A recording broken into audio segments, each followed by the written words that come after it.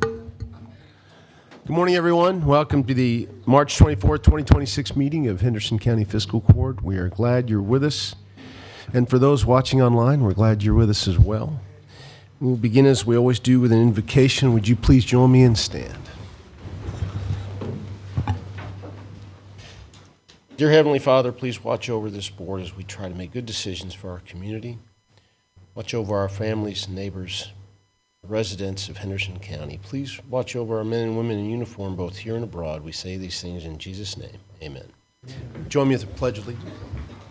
I pledge allegiance to the flag of the United States of America and to the republic for which it stands, one nation, under God, indivisible, with liberty and justice for all. Madam Clerk, would you please call the roll? Magistrate Starks. Here. Magistrate Berry's absent. Magistrate Southard. Here. Magistrate Tompkins. Yes, ma'am. And Magistrate Putman. Here. Gentlemen, you have in your packets the minutes of the March 10th, 2026 Fiscal Court meeting. After a period of review, I'll entertain a motion to approve those. So move. Second. We have a motion and a second. Any other additions, clarifications, or corrections? Hearing none, all those in favor say aye. Aye. Any opposed? Thank you. It is Judges Scholar Day again, and I'm going to ask our very important person with us today, our VIP, Kennedy Carter from Henderson County High School, to join me here at the podium.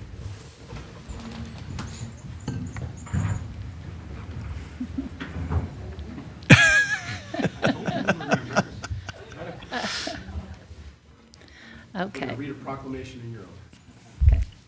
Whereas Kennedy Carter has been chosen by Henderson County High School to be the recipient of the Judges Scholar Award for exceptional efforts in both academics and school activities, and whereas Kennedy's hard work and dedication in making the most of educational experiences and developing positive relationships with teachers and other students will lead to future success, and whereas success is measured in many different ways, whether it be passing a test, scoring the winning point, achieving a particular goal, or taking the necessary steps for overall improvement.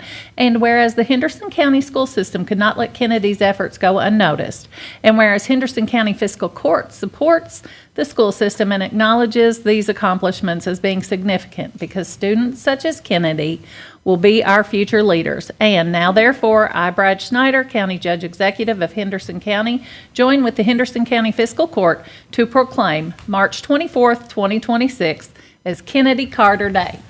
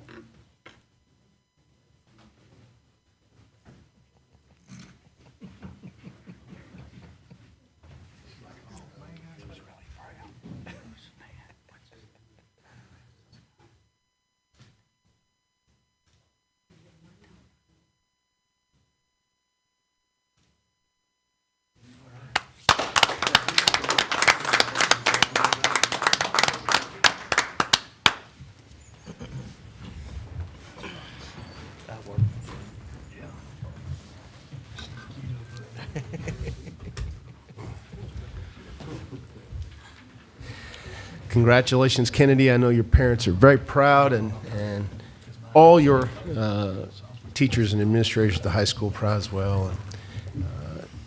And, really glad you're with us. And now sit back, enjoy the ride there, and Mr. Gold will provide color commentary as we go along the way. So, congratulations.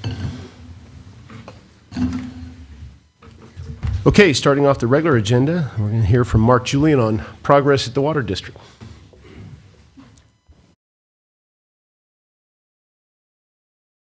Morning. So we're giving you our regular monthly report for February. The highlights are, it fluctuates month to month. You guys and ladies have heard me say each meeting that we do have fluctuations that occur. It's a normal thing. We're up to 23.5% this month. We're continuing to do our leak detection. As far as the meter changeouts go, those new meters are still getting installed on the eastern side of the county. We've got about 450 left, and then we'll start with 41 South. Our zone meters, which will help us kind of figure out where water's going throughout the system. We have probably a 1 to 2 month window now that we've got some warmer weather. We'll start getting those installed. We've got all the hydrants in the county have been inspected. They've been mapped. That's a really big achievement for us. We share that flow testing data with our volunteer fire department so they can do their important job. And we're in the process of replacing some purchase meters. Roberts, Seabury just got replaced this week. This is showing the water that we've purchased from the city for the month of February. Just at the bottom, you've got your nice, neat summary there. It just shows that 37 million gallons from the city's north system and a little under 5 million from the city's south system. And then we've got some, how much that water costs in the bottom right.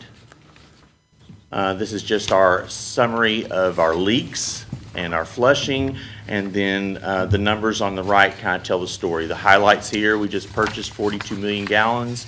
We sold 27 million to our customers. The utility used approximately 4 million for our operations, and then we had about a little under 10 million lost to leaks. Mapping progress, we've inspected and mapped 100% of the hydrants, done that flow testing that I mentioned previously. We've mapped since June when you all started helping us. We've mapped 630 water valves, GIS and GPS 1,600 water meters for customers. Know where those are. 475 points on the map have been located where the water mains are. You see those blue flags out marking where those water mains are when somebody's going to dig. We use that as an opportunity to go ahead and get them updated in our map. And then so a little under 3,000 total features have been mapped because we've got the additional staff and equipment. This is the same information. It just kind of shows all those little dots on the map are everything I just said. You know, meters, valves, and water mains. And then the graph at the bottom is the daily progress that the employees make. Last month, Magistrate Tompkins asked me to bring some information for our customers since these are recorded. This shows you the display of the new meters on the right, that LCD display. You see that leak, that faucet indicator on the right side of your screen at the top of that LCD. When that is illuminated, that means the customer has a leak on their side of the meter. The graphic in the center, that's going to be at the top. I don't think I have a pointer, but at the top you see that meter register face that has that red dial. Some, very few, but customers, because we started to install them briefly in 2023, some customers preferred like, hey, I can't get this to light up, I can't see this. So when that red dial is spinning, that basically means water's moving through the meter. We didn't buy a lot of those, but we did buy some to try to assist some customers that were having trouble. The older style you see right below that one, that's kind of the bulk of the customers right now have that style, and you have that little solar cell that has to be wiped off, and then either sunlight or a flashlight has to hit that, and then you'll see the LCD screen. It also has that little faucet indicator, and I will talk about more in just a minute in another slide. The red arm style, it spins just around clockwise like a clock. If you're trying to find out if you have a leak between your water meter and your house, if you have a main water shutoff valve where it enters your premise plumbing, if you shut that and you've got water going through the meter, that means your leak must be between the meter and that shut valve. So the bulk of the meters in the system, the ones we haven't got around to replacing yet, have either the style on the left or the style on the right. 2012 through 2014, we started getting the ones on the left, and then 2013 and on until a few years ago when we started getting these new meters ordered as the style on the right. And you can't hear it, but basically on the bulk of the meters in the system, you'll see the read, and then you will see a rate in gallons per minute. That's how much water is going through there. So 0.25, that's a quarter of a gallon per minute. So people don't really realize, but if you've got a stuck flapper valve for on like a commode or toilet, if that toilet is running continuously, that will add to your bill. I mean, you're going to pay for that water. You may not get direct tangible use out of it, but I mean, it still costs money to get it there. But the red dot on this graphic, this video, that's about where the leak icon is, like right about here. There would be a leak indicator. So the bulk of the customers will have that flow indicator. That's on the top line, the leak indicator. If it's off, no worries, no leak indicated. If it's flashing, that's an intermittent leak. That means water has been going through that meter for at least 50% of the 96 15-minute intervals in a 24-hour day. If it's continuously lit up, that means it's been on the whole time. So that kind of gives you some info to go on there. Rate of flow, like I said, in gallons per minute, and then this just shows about the display. Everything's read in gallons, no cubic feet or anything like that. The new meters, this is what they look like. It's a dirty job, so this is the best we could do for a picture for this, but that's what the new meters look like. That you open that black plastic flap and you see the LCD face, and you'll see that leak indicator about where that red circle is on the graphic. And it is, again, in gallons per minute. I just threw this on here. If you don't have all the mud and water in the way, that's what it looks like. Really what it means for customers is they're getting more accurate billing, and that's good for the utility. That's good for customers too. We want to get them the best quality water and best possible service. So that's the way we do that. I really don't have anything else this morning. Any questions? Is this available on your website? The older style meters, yes. I'm going to be probably putting this up within the next couple of days, the stuff that I've talked about That's during this. pretty helpful. Yeah, absolutely, I agree. Appreciate it, Mark. Thank you. You're welcome. Thank you, Mark. Thank you. Good job. Thank you. Thank you. Thank you, Mark.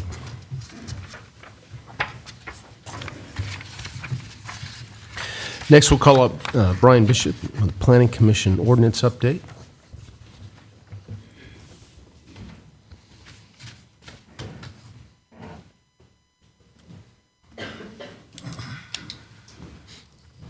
Morning, folks.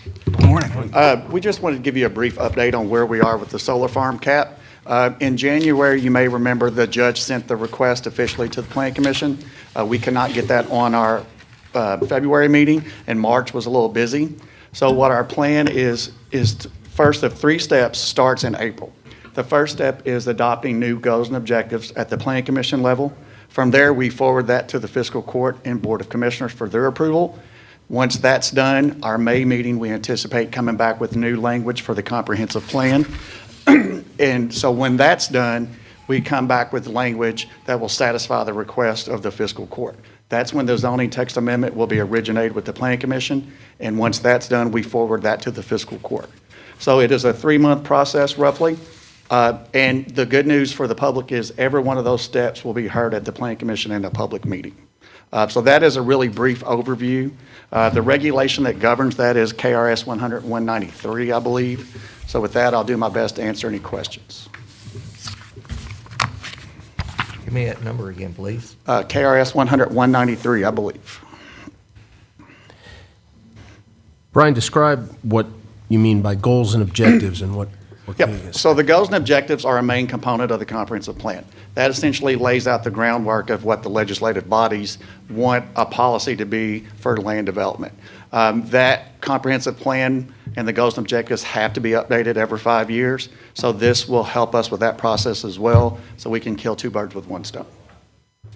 It makes it more aligned with the fact of what we talked about. Correct. Drove this change to start with. Yes, from a Plan Commission standpoint, we felt like it makes it more viable and more successful, the solar farm cap, as presented from Fiscal Court.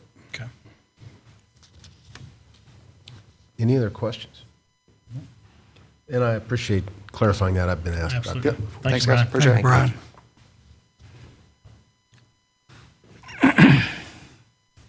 In your packets, we have a memorandum of understanding with United Way, and this is to formalize the fact that they are overseeing our grant vetting process once again this year. And I think from the members of Fiscal Court who served on that vetting committee seem to say that the United Way did a very good job organizing that and making sure it was a smooth process. educating nonprofits about how to apply and when to apply. Any other feedback on that from Magistrate Tompkins or Magistrate Starks? Felt good about it? Yeah, it's more organized and the structure. We actually got some pretty good feedback from the people who have applied. It's helped them make their, I guess, use of the funds more effective, and that's the goal for everybody to, move them on to where they don't need this and they're a little more self-sustaining. So it's been a really positive response. We've been able to educate people on the process, and we haven't had any this year. Actually, we only had 2 people that didn't follow the process well enough to be considered. So that was a significant improvement from last year. We had about 8 or 9, I believe. I can't remember exactly, but so we're making significant process on it to where everybody can actually at least be presented for consideration. Yeah, we recently met, and as we went around the group, really no changes in the process from previous. I think we've got it pretty well down the way it needs to be for both the city and the county in their budgeting process, but also for the applicants. Mm-hmm. And that application form is available now, and the application deadline is coming up in April. So I think it's at the end of this month. 5th. Yeah, it's coming up really quick. So if, again, they haven't started on the, and I have to commend the United Way for what they've also done to reach out and make themselves available. They're having public meetings right now to help any applicants if they need some assistance in filling out the form. So, I Training agree with sessions everything again this that's year. been said, yeah. Right. It's, I think, and also provides more transparency about how the monies are being used, and that was a big part of it as well. So, appreciate serving on that committee. Let me, just one thing, are the numbers up this year for our applicants compared to last year? About the same, isn't it, Taylor? I was going to say, I don't know that there's any difference. Yeah. I think it's the exact same. With some time to go to still apply, though. Yeah, we've got till April 5th, I believe. Midnight's the deadline, so. I think there were several kind of new ones last year, so Right. I think we kind of took care of some of those. I agree. And again, this is agreeing to their fee for this administration work is $7,500, just like last year. So any questions about that? Okay, hearing nothing else, I'll entertain a motion to approve this. So moved. Second. The motion is second. Any other discussion? All those in favor say aye. Aye. Any opposed? This next one, I know Nick's coming up here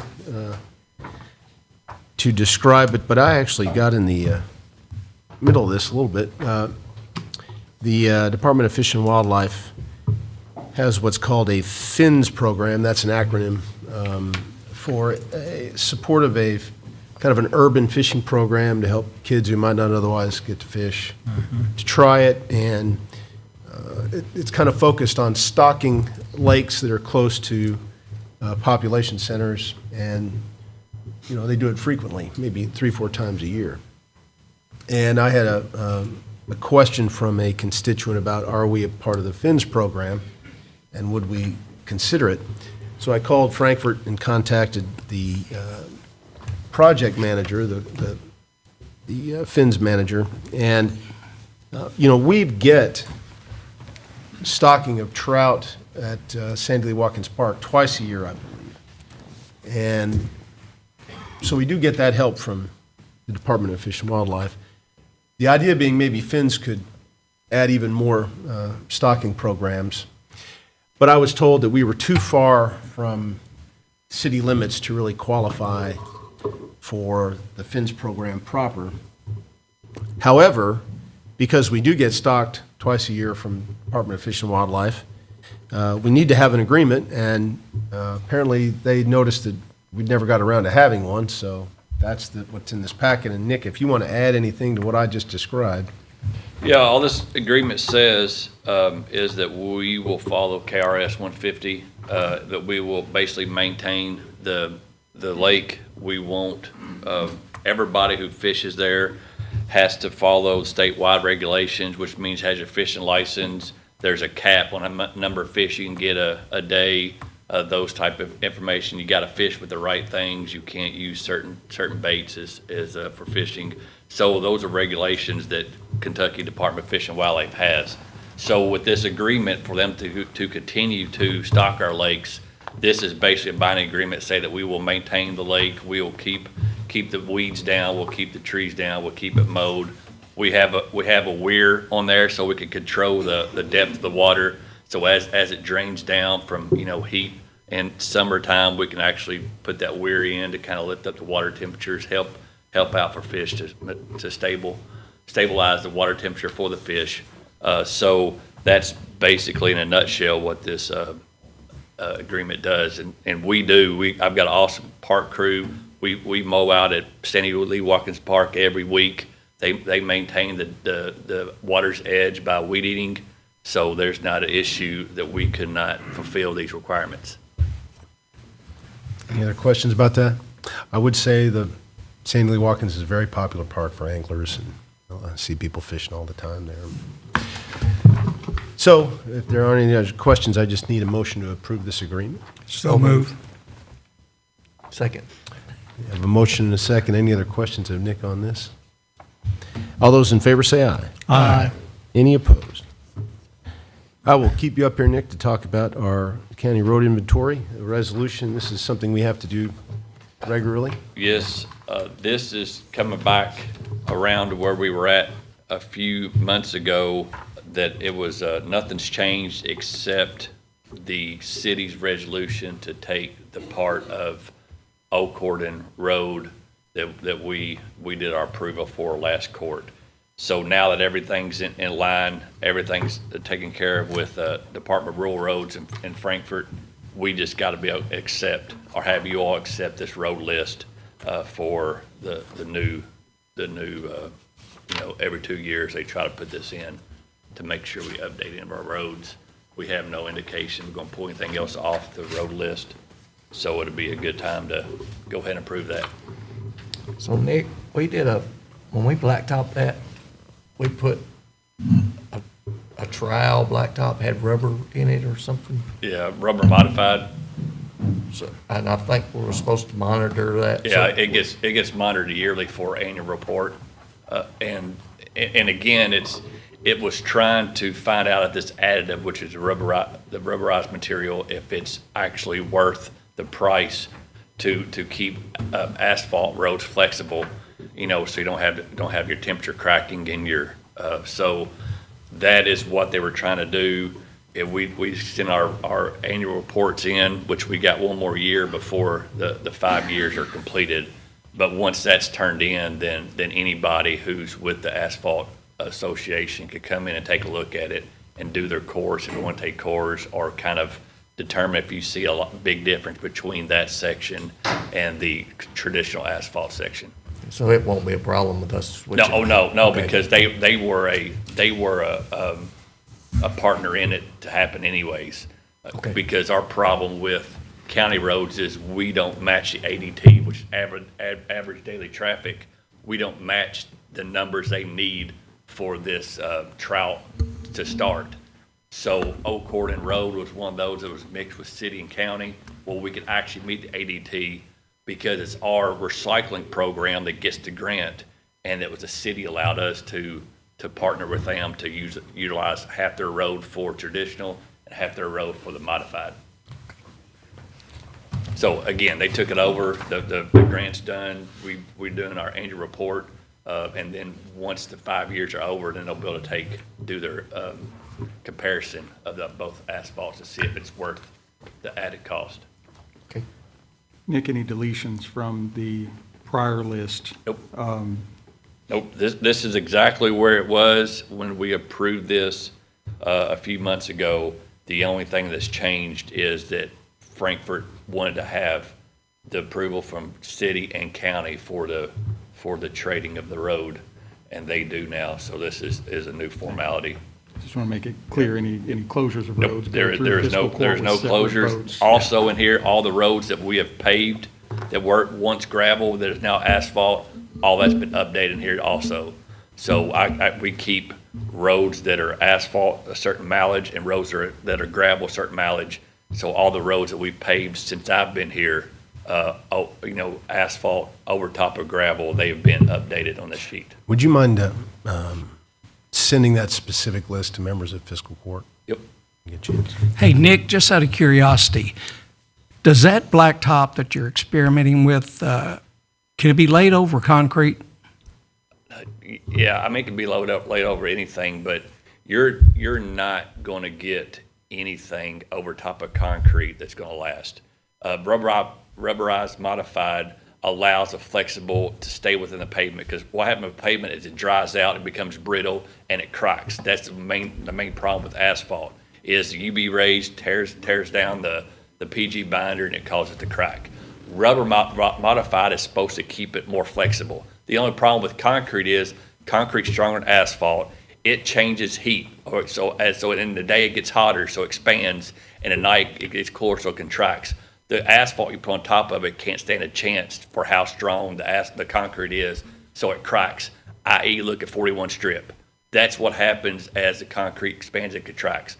So you could put filter fabric over top of it. You could put fabric. You could put geogrid over top of it and pave. You're still never going to win. Concrete's always stronger than asphalt. So anything you put over top of it you'll still have the reflection cracks show up within a year, 2 years.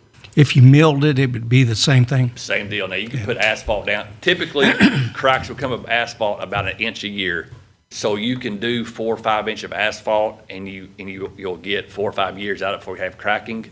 But at that point in time, now you're almost at the point of tearing it out and put concrete back in place because of your cost. Even if you mill out concrete, you've got to go all the way down to the bottom because again, you still have the structure of the concrete mass that's going to tear up and will tear out asphalt at any point in time.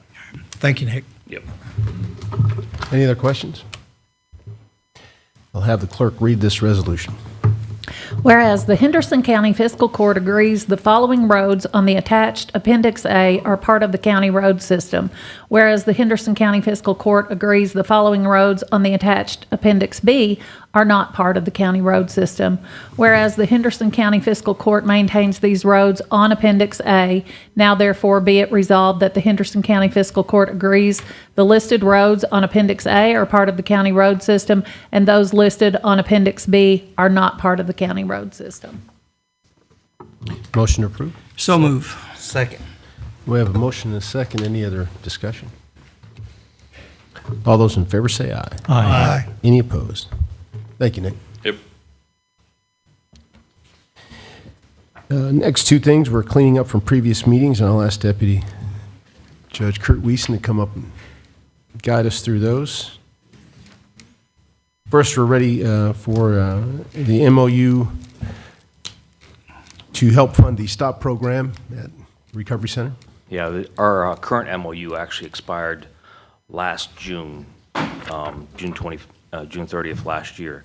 And we had all agreed, we'd approved, and we have budgeted for funding this year, but neither the city nor us, it was an oversight at the time. There were some discussions going on about changes to the MOU. To get the funding for this year, worked with Don Kelsey, we've gone ahead and just did an addendum to the MOU for last year, just extending it from June 30th, 2025 to June 30th of this year. Like I said, this doesn't affect our monies that we budgeted or anything. This is just a formality to get an official MOU in place so we can release those monies to the STOP program. Any questions about that? Knowing that, is it okay if we just read the summary at the top of this? Yes, please. Yeah. If you don't mind. Resolution approving addendum to Memorandum of Understanding between the City of Henderson, Henderson County Fiscal Court, and the Center for Addiction Recovery of Henderson, Inc., and authorizing the county judge executive to execute all necessary documents. So move. Second. We have a motion and a second. Any other questions? All those in favor say aye. Aye. Any opposed? And now the cable franchise agreement. Final step. We opened the bid last time. It was received from Charter Communications. It's been reviewed by The attorney that we have retained for this, Linda Ain, she said the agreement looks in good shape, so we just need fiscal court's approval and through a resolution to sign the franchise agreement with Spectrum for the next 10 years. Any questions before we read the resolution? Just want to point out, this is a non-exclusive franchise. Correct. I'll go ahead and read the resolution.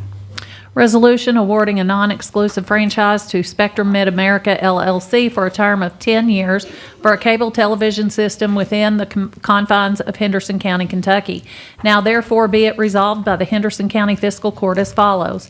Section 1, that a 10-year non-exclusive cable television franchise be, and it hereby is awarded to Spectrum Mid-America LLC, DBA Charter Communications, Inc. Section 2, that the judge executive is authorized to sign the cable franchise agreement attached as Exhibit A to this resolution. Section 3, all prior ordinances or resolutions or parts thereof in conflict herewith are to the extent of such conflict hereby repealed.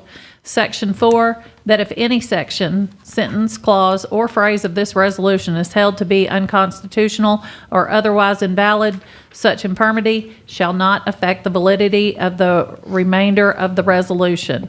Section 5, that this resolution shall be effective on the date of its passage, past March 24th, 2026. Any discussion? Entertain a motion? So moved. Second. We have a motion and a second. Any other questions? All those in favor say aye. Aye. Any opposed? And we finally have the resolution in front of us to go ask the state for reimbursement of the money that we use to help cover the cost of busing for Holy Name students, and this would be in the amount of $32,500. And one of the ways we can do that is because we get reimbursed by the state. So to do any questions about that? We need a resolution to go ahead and apply for that money. That's why we're doing this. So I'll go ahead and let the clerk read the resolution. Resolution stating that the county provided funds in school year 2025-2026 for the transportation of non-public school students. Whereas the Henderson County Fiscal Court paid to the Henderson County Board of Education the sum of $32,500 for the transportation of non-public school students for the year 2025-2026. And whereas in that connection, the Henderson County Fiscal Court applies to the Transportation Cabinet of the Commonwealth of Kentucky for reimbursement of said $32,500, which was budgeted for school year 2025-2026. And whereas the Henderson County Fiscal Court has received an estimated accounting from the Henderson County Board of Education for the 2025-2026 school year, be it therefore resolved by the Henderson County Fiscal Court to apply to the Transportation Cabinet of the Commonwealth of Kentucky for reimbursement of $32,500 paid to the Henderson County Board of Education for transportation of non-public school students. Any other questions? Move to approve. Second. We have a motion and a second. All those in favor say aye. Aye. Any opposed? Next, animal control reports, and Lori Miller is with us. Good morning.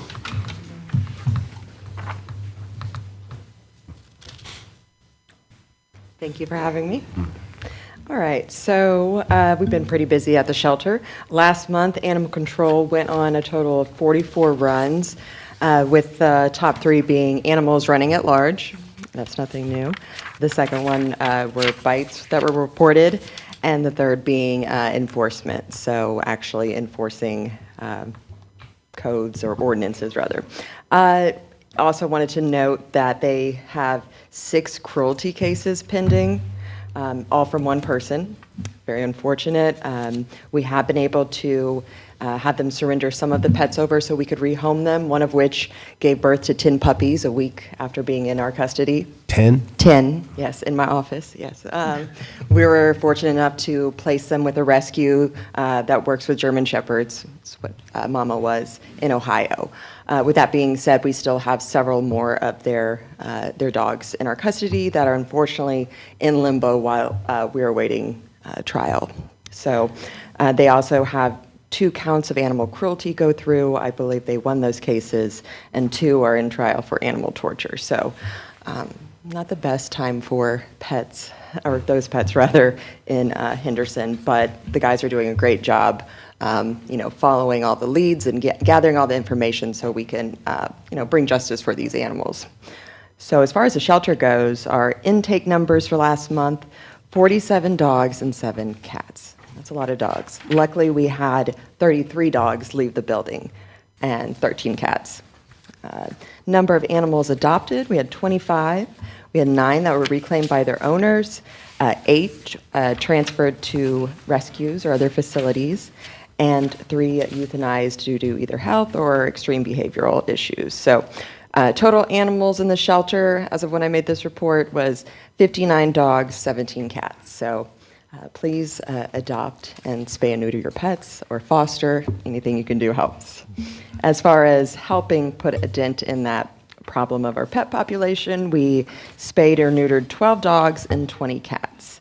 And we have, like I had mentioned before, opened that up to the community where we are transporting community cats. So not necessarily ones that are in the shelter, but there's a form you can fill out on our website, and we will get you into our Butler County low-cost transport.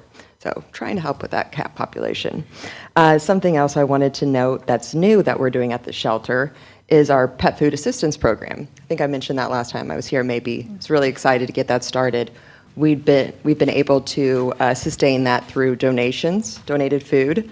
Just last month, we had 11 Henderson County pet owners utilize this program, which made for a total of 22 pets between those 11 people. So that's 22 animals that were fed and hopefully able to stay in their homes, because that's one of the things, the feedback I'm getting. People can't afford their pets anymore. So that's a lot of times why you see people dumping them or, trying to turn them into shelters. So just one of the ways that we're trying to, close that gap and keep those numbers down in the shelter. And then I have the expenditures report that's attached you guys can look at. Do you have any questions for me? Finances look good. I appreciate that, and it looks like you've been working hard. I'm sure, of a incident in Roberts involving a lady named Naira Cyrus who was bitten by a pit bull, I think. And maybe her dog was attacked, too. Had to go to the hospital. Sure. I know you've been busy, so it may or may not. Yeah. I just wanted to make sure they followed up with that, and apparently the owner was probably negligent. Yeah, a lot of times it does fall back on pet owners, more so than the animal. I'm sure they're following up on this. Oh, I just wanted to absolutely. double check, yeah. They are great at following up. And speaking of pits, just a side note, as you may have seen on social media, we were scheduled to be at a hockey game in Evansville on Saturday. We learned last minute there was a breed restriction, which eliminated 85% of the dogs that we could take. So instead, we had our own pity party at the shelter, and we made more in donations than we would have at that hockey game. So we stood by our mission, trying to break those stereotypes that keep pets from being adopted. So just wanted to kind of brag on that. At 59 dogs, you're pretty much at capacity, correct? Completely at capacity. Yeah. The 17 cats, though, that number seems to be way down, isn't it? That's about at capacity for us. So we did have 15 that we had gotten from a hoarding case, 4 of which we transferred to another rescue. But that's we have a really small intakes for cats, and you have to quarantine them before putting them in the general population just for disease management. So And just one more thing, Lori, is when you're trying to raise funds or dog food or anything, have you tried any of the local businesses? Yes, actually, Rural King, have them to thank for a lot of that pet food, pantry food. They gave us several pallets. So fortunately, we have businesses that are reaching out to us and asking if there's anything that we need. A random dollar store on the west side of Evansville called me last week. Hey, we have a pallet of food. Do you want it? So I'm driving all over the tri-state and just getting whatever people want to donate. But it's sustaining this program that I think is going to have a big impact. Keep up the good work. Thank you so much. What is it that you need the most of right now? Besides the food. Besides the food, honestly, durable dog toys. So enrichment is something that's really important for our dogs. They're locked down in their kennels for 22 hours a day. So they go through their toys very quickly, as you can imagine. So that sounds silly, but it makes a big impact on, their mental health, overall health. And with it being springtime, a lot of folks are cleaning out, spring cleaning and all that. If you've got used towels, bedding. Yes, please. We go through towels, Pillows sheets, not Maybe pillows, not so unless much. they want to, we give them to blow some steam. They can destroy it. But Right. yeah. So any of those supplies and, cleaning items and. Do you have enough carriers to transport the animals that you're We taking? could always use more crates, especially wired crates. That's something I've been giving people who, instead of surrendering their pets, I try to work with them. Is it a matter of them destroying the house while you're gone? Well, here's a try crate training.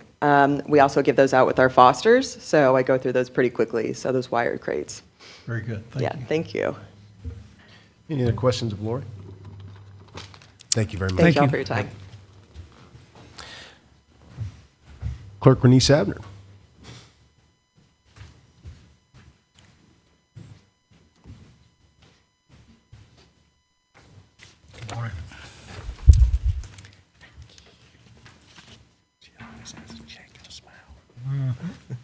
Good morning.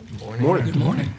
Today, I have for you the payments to the county for the month of February 2026. We have excess fees for the month of $88,969.44, and total remitted to the county is $131,533.77 for the month of February. Anybody have any questions about the numbers? Move to approve. Second. We have a motion and a second. Any other questions? All those in favor say aye. Aye. Any opposed? Thank you, Renee. Thank you so much. Can I just report a little bit about the office?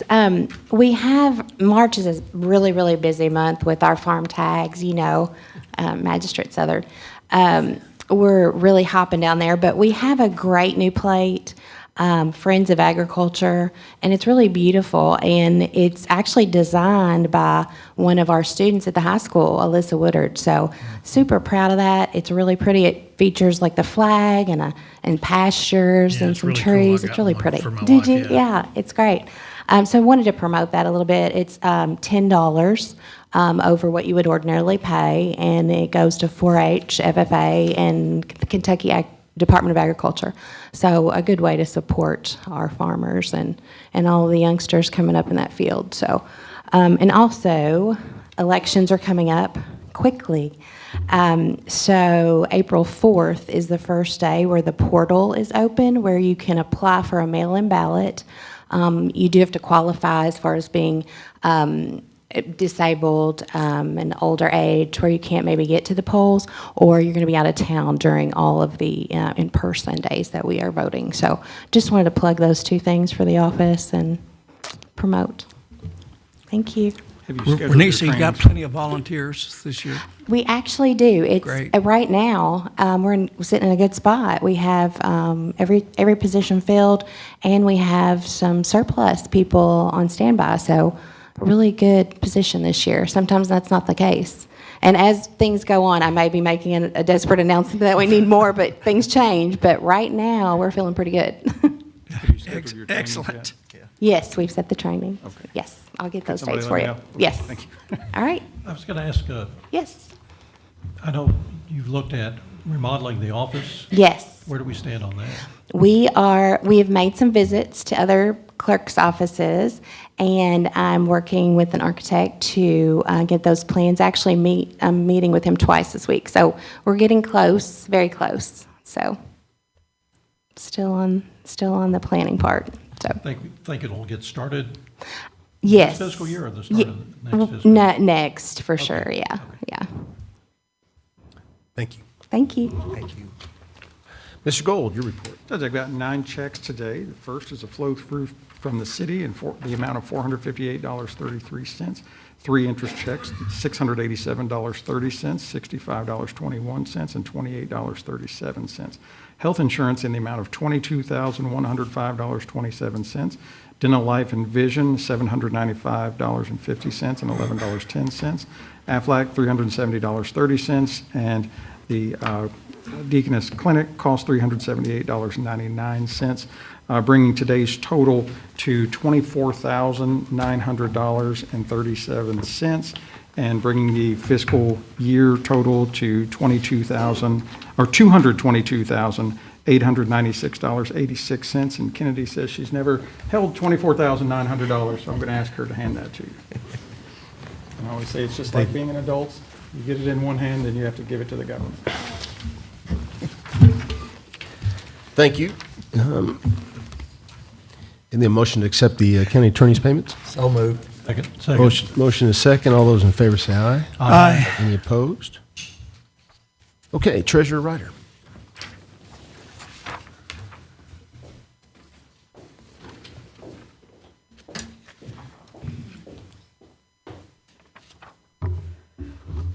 The transfers are as presented. This is redistributing appropriations within the existing budget. Also, I do have one cash transfer from the state grants fund to the road fund, $73,108.68. What this is approximately half of the proceeds that was received, grant proceeds that was received for the Sandy Lee Watkins restroom project. Part of this was expensed through the grant fund. The remainder, I am moving it from the grant fund to the road fund to make it available for those expenses on that side. Any other questions about transfers? Move to approve. Second. We have a motion and a second. Any other discussion? All those in favor say aye. Aye. Any opposed? You have received your bank balances, and after paying claims today, your day-to-day appropriation lines should be at approximately 75%. I do have additional claims from the general fund to magistrates Southard, Starks, and Tompkins, $625.60 apiece. This is for training expenses reimbursement and is to come from the Fiscal Court Conferences Training Appropriation line. To Scott Hilliard, $1,305.33. This is for the 2024 payroll tax refund. His employer actually took and forwarded the tax to Henderson County Fiscal Court when in actuality he worked in a different county, so we're refunding that back. To Ziegler Tire, $974.88. This is for vehicle tires and is to come from the building inspector's vehicle maintenance appropriation line.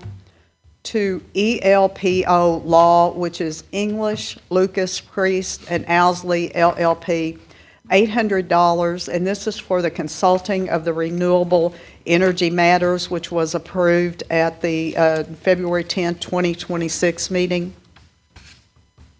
To Linda Ain, $810. This is for cable franchising legal services, and this is to come from the advertising for fiscal court appropriation line.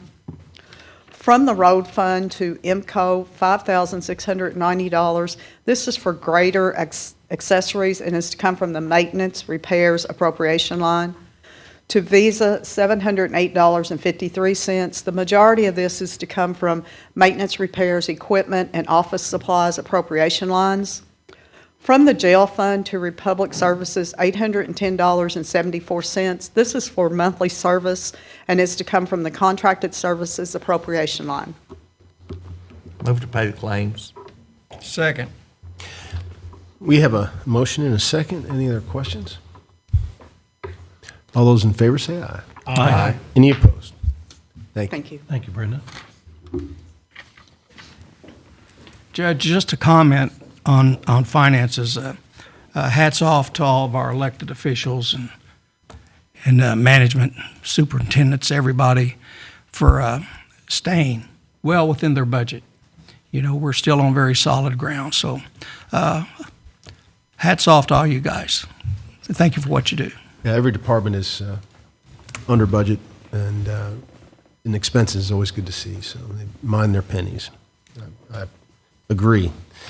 Under old business, I know Jailer Todd had to get to a meeting, but this Friday he'll be opening the bids on the project manager position for the jail expansion project, just so you know. So that'll be a step forward in that, important project for us. So just so you know, and hopefully by the next fiscal court meeting, he'll have a recommendation for us on who was chosen. So again, the opening of the bids will be this Friday.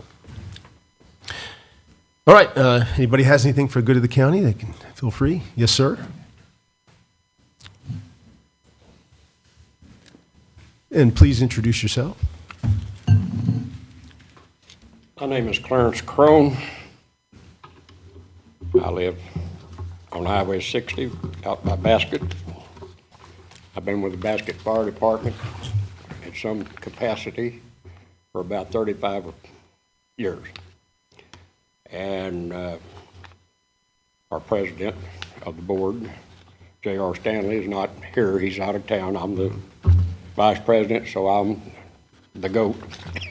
No problem. I'd like to pass these out to people.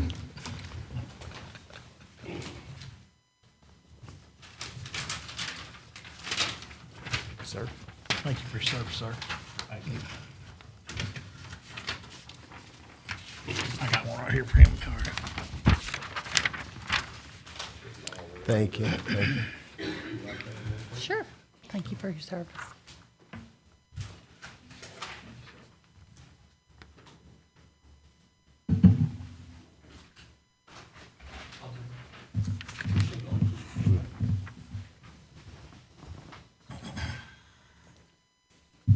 As most of you know, we've built a new fire station. And we've got a building that we need to get rid of, more or less, to help pay for the stuff that we need done on the fire station yet. We need to put a lot of concrete down. It's a little bit soggy out there where we're at, so we're afraid even with the gravel that we put on there, that our trucks might be hung up sometime when they're needed somewhere else. And we would like to request the funds from the grant.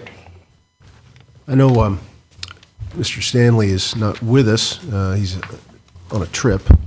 But I, just before he left, I communicated with him, and what I'd like to do is when he gets back, if you and he and I could huddle and talk a bit more about this, that's what I'd like him to do, and he knows that. So when he gets back, we can dive into this further. You probably also know that he met last week out at the site of the old property with Department of Health and Nick Stallings, our engineer, and it looks like that we won't be able to use Basket's property there by basketball fields. So as I mentioned to Mr. Stanley, you can go ahead and sell it. We will not be able to use it for a couple different reasons. So feel free to sell it and use those proceeds for whatever you need. And he knows that.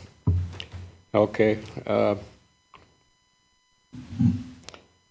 Have you thought any more about the funds from the LGE?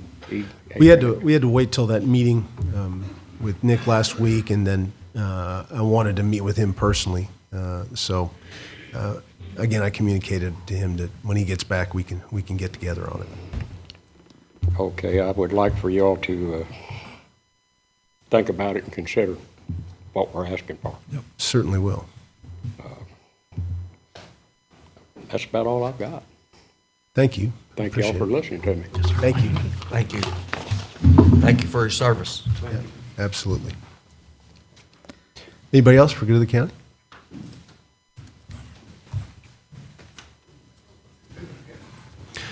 Hearing none, we'll go around the horn here. Magistrate Southard. Congratulations, Kennedy. It's a really big deal. You get picked. It says a lot about you. And thank goodness you're nothing like your dad.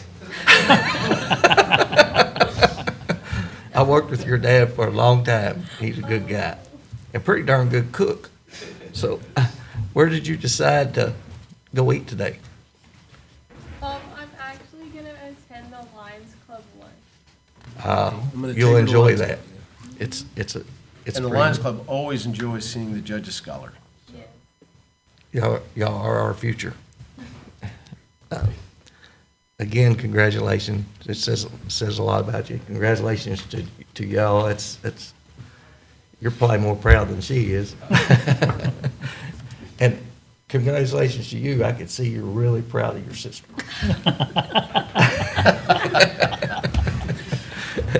And all's good in District 3. Master Tompkins. Well, Kennedy, again, congratulations. We're very proud of you. I know you guys are proud of her too. Even little sister who, I feel you when you were walking up, I get it. You deserve credit too for being here and supporting your sister. But, it's really neat for me to see, young people like you who not only have the drive and the work ethic, but your kindness and compassion shows through, you can tell through your smile and how it lights up through. And listen, that's a God-given blessing for sure. You know what I mean? So remember that, lean on that on hard days, because there'll be some of those ahead, but keep doing what you're doing. It gives me a lot of hope for the future, seeing good young people like you. So thanks for all you do, and keep up the good work. We're proud of you. Master Putman. Thank you, Judge. As I sat here and I was looking at your name earlier, I said, it seems like you're destined for politics. Kennedy Carter. I just kind of connected the dots. So I don't know if you're thinking about it, but I think at some point in your life you may turn to politics. Yes. Yeah, and I guarantee you'll be great with the smile. But congratulations, Kennedy. Yeah, we're proud of you. I know your parents are proud of you. It's a great honor, believe it or not. It truly is. And I know most of the scholars, Judge, that come up, like it's, okay, but it is a big deal. And just again, congratulations. All's good in the fourth, Judge. Mr. Gold. Thank you, Judge, and congratulations again, Kennedy. Henderson County High School is one of the biggest high schools in the state, and to be singled out of all the fantastic students there as being the one, they get to pick one for the whole year. They get to pick one, and they picked you, and that's a big deal. But I also understand why. Talking with her a little bit, she's got a plan more than a whole lot of seniors have. She's going to Kentucky State. She's majoring in political science. Then she's going to U of L Law School. Then she's going to practice law in the Frankfort, Lexington area. I told her, and I think it's the politics thing drawing her there, but I told her we really need good people to come back to Henderson to practice law too. So I'm going to be working on that for the next 7 years, trying to draw you back home somehow. But she's a very impressive young lady and has a real command of what's going on, and was very engaged in the meeting today. So you have a lot to be very, very proud of. And we say you're the leaders of the future, but also you wouldn't be here if you weren't a leader today, if you weren't a leader in your school. So keep that up, keep going, and just very, very impressive young lady. So congratulations. Things are good in the county attorney's office. I've had a lot of flu run through, but hopefully we're done with all of that. Other than that, things are good. Master Starks. Thank you, Judge. Good morning, everybody. Thanks for being with us, either in person or online. And I'll just add my congratulations, Kennedy. Good job. Keep doing what you're doing. Congratulations to your parents and family, and that's where it all starts. Actually, Steve took my thunder, because I was going to mention the fact that actually Henderson County High School is one of the largest high schools in Kentucky. That's great for providing a lot of opportunities for students like you, all kinds of different programs, and biggest CTE unit out there. It's not so great when it comes tournament time. That's when we have to play the big boys in Lexington and Louisville. But again, I foresee great things for you, and best of luck. I look forward to being at the Ford Center when you cross the stage and then receive that diploma. I'll be helping with the broadcast again for that. So other than that, I was just going to mention, it is Easter season. Don't forget, we've got the Lenten lunch series, I think, on Wednesdays. And I believe there's still either one or two Holy Name fish fries on Friday. So if you haven't made it out to that, the Men's Club does an excellent job with that. Also, I think our animal control person's already left, but please don't buy the bunnies and the chicks and for pets. They don't really, sometimes rabbits, you need to research it though well before you make that decision. We had rabbits growing up, and Mom got really mad when we fed them with her best Tupperware, and suddenly the Tupperware disappeared because they ate the bowl and everything.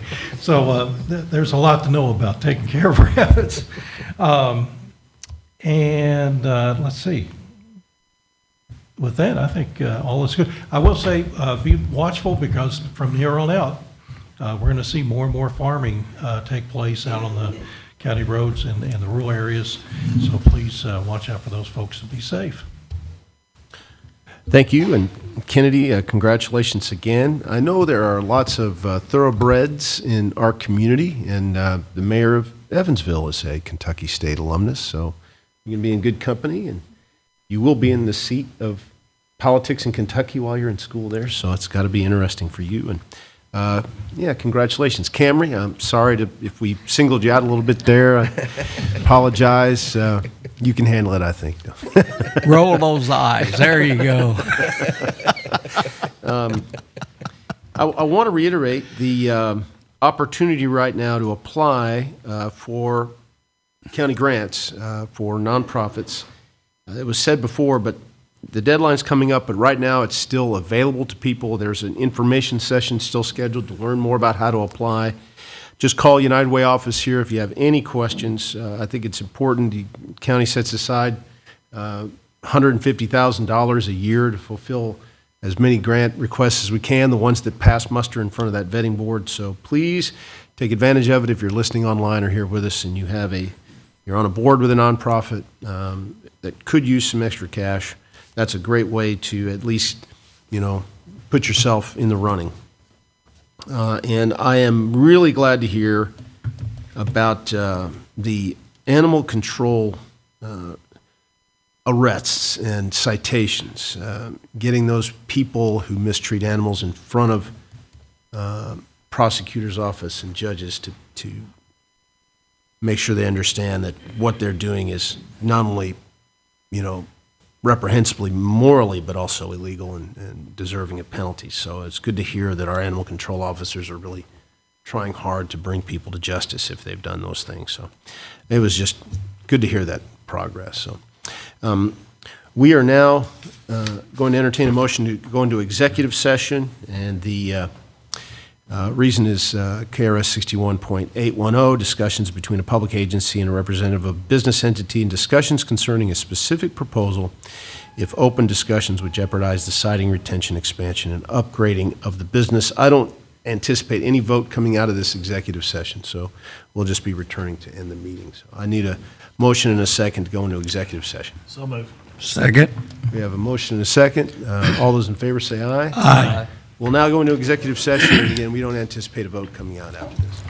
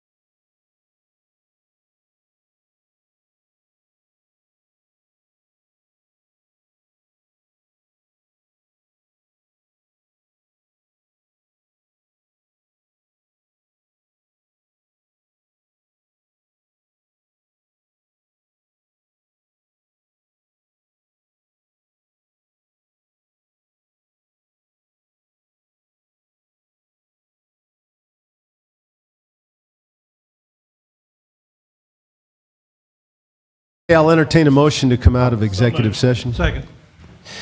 Motion and a second. All in favor say aye. Aye. Any opposed? Motion to adjourn. Motion to adjourn. I make that motion. So moved. Motion and a second. All in favor can leave.